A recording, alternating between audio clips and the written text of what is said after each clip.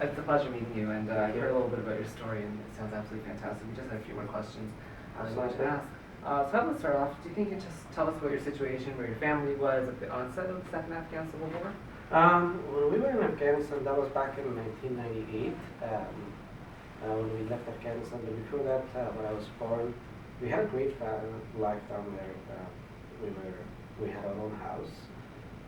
I was going to school. My mom was a teacher. My dad was there for the food industry. It was a great life, and then we had to leave because my dad in Afghanistan, you're obligated to do military services.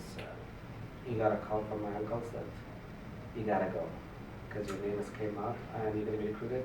Because at that time there was a civil war in Afghanistan, right? The Taliban came in the country, and the communist government fell down. So the whole bloodshed happened between 1989, beginning of 1990, to 2001. There was a bloody shed country. There was so much blood down there. So many people died. In that process, guess what happened? We also lost our house. The Russian invasion was involved. So there was a lot of things, right? And what happened is that once my dad received the call that you need to go, we had to leave overnight. I remember that time. I remember that night. It was very challenging for everybody because we were in rush. We had to meet these strangers to be smuggled out, and then we were smuggled overnight to Iran. Wow. And yeah, I remember that. 7 years old. So you mentioned that you were smuggled. Do you think you could tell us a little bit about that? Yeah. Because when we were being smuggled, we had to be, first of all, we didn't even know the smuggler who it was. It was basically connected to us, and then they told us that at nighttime arrive at this location, and that's where my parents, they went. But when we went down there, it was dark. We didn't even see that my dad spoke with the connector, or the mediator between them, and they put us in a car, and we traveled overnight. Was your father, your mother, you? Do you have any siblings going along with you? Yeah, actually, that time I had one brother and one sister. So the group of 5, and we come out. We went to Iran. We were there for 3 months. We left there, and it was school time. We went to Iran there, and we went to the school, and they're like, "You're not going. That's not happening because you guys are not from here. So there's no school for you guys. Just stay as it is, and then go back to your country." And then we ended up being smuggled back again in 3 months to Pakistan this time. Right. That was a horrible time that we spent. We were given a piece of land, like, build a tent, and you live down there. Wow. In a tent. I was 7. 7, and then you came to Canada at what age? I came to Canada when I was 17. 17, so that was 10 years of... So that 10 years of horrible life. But once after the first 2 years, right, when we were in shower, living in tent where like it was hot, no clean water, no security at all. When his brothers found out, they started assisting us in terms of financially. So we were able to go to Pakistan, to Islamabad, and then from there, then I went to the Pakistani school. How did your family come from Pakistan to Canada? In 1997, we put a petition when the Taliban came in, we put a petition in Canada and in Australia, but we want to migrate to it as a permanent residence. And we got lucky that Canada and Australia both accepted us, right? But we choose Canada. So it's a great country, great opportunity for everybody. So how did you feel through all that? Scared.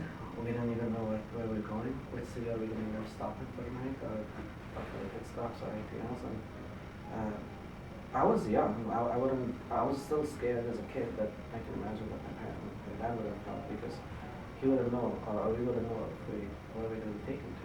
Are we going to be taken to a city where we're going to be probably killed, or are they going to rob us for our monies, or what are they going to do, right? Because when you're being smuggled, you don't know who's smuggling you, because usually they don't, even if they say the name, it's a fake name.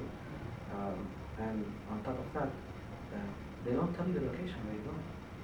So you were 7 years old back then, I imagine. You were young, right? How exactly did you get information about what was happening in the conflict? Well, you get to see it through your parents, because you live with them, right? And and you can see how they're reacting, and then what's always a topic, because when you go to your relative's house, that they always talk about the same thing, that's what's going on around and what will be the future holds for them. Because even though I was young, I wouldn't get to know exactly what was going on, but you could see through your parents and through your families that they all were stressed and worried about their future.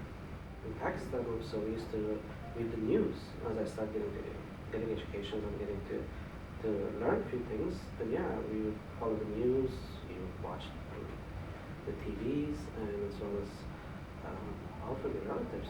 You get to know what's going on. Yeah, we still have not very close, but distant families are still in Afghanistan. Has this war shaped you personally in any way? You were young. I was young, but yes, I've lost an uncle from my mom's side. He went back in 2004 when everything was kind of settled down. A lot of people went back because the American assisted government came in. So a lot of refugees from different countries, from India, Pakistan, Iran, they went back. My uncle was one of them as well, with his family, and then as he was walking with his son, he got shot because they knew he was a child. So yeah, that war has affected me in that aspect, but just like my uncle, there has been millions of people that have been shot. Have you ever been back? I've been back twice. Once in 2009, when I went back. It was completely strange for me because I didn't even know where I was going. And then I went back in 2015. But each time for 40 days. Different, very different, because Kabul, which is the capital of Afghanistan, lately during when the US came in and when the Taliban was overthrown, right? The city has grown, so there's a change for me. A lot of things. If you go in there, believe it or not, when I went in 2015, at night when you get out, there's so many wedding halls and they're so bright and so many lights in there that you think like you're like in terms of lightness, you're in Vegas. Does ever going back trigger any memories? Yes, of course. So I do remember my playing with my cousins, the areas where my dad used to take us every evening, like every Thursday. In Afghanistan, Fridays are usually like Sundays for us, right? So Friday everybody's off, and then that every Thursday night we used to go to this. For example, when we have here, we can go to downtown, right? We have places in Afghanistan as well where we go for like recreational things. There was a lot of parks and stuff like that, so we go ice cream and then eat a lot of kebabs, right? So yeah, those things I still remember because these are good memories. Looking back and you see all the politics that are happening, is there anything that you would like to add to that? You know what, to me, I'm not into politics, but the only view that I have is that every day innocent people are dying for no reason. And so looking back, Canada wasn't necessarily involved in the beginning stages of the war, but at the end they began to intervene through humanitarian aids. What did you exactly think about that? I think they did great in terms of humanitarian aids because they put a lot of aids towards Afghanistan. There are a lot of good things for them, and their services were there, their military was there. They did train the soldiers down in Afghanistan, so we are appreciative of that. They did make it stronger, but in terms of bringing any positive effect in the condition, no, because Canada did go there, helped out, but it didn't serve any good because there's still conflict in Afghanistan, and there will be continuously as long as there's interference from other countries besides like our neighbors. There's always going to be conflict. Are there any misconceptions in terms of the portrayal of the war, from your own experience? Yes, absolutely, yes. There's a lot of misconception. Because even though when I left I was 7, but when I did go back in 2009, 2013, and 2015, I actually saw the hospitality of the Afghan people, right? It is not what is being portrayed on TVs. And on news. All they say is that there's bloodshed down there, there's insecurities. It's not like that. People are very living in calm pieces, very hospitable, very friendly with each other. Just don't listen to the news. It's propaganda. The actual thing that's going on down there and what happens around the cities around the world is completely different than what they portray in the news. Like our country is being portrayed as one of the bad countries in the world, but we're not.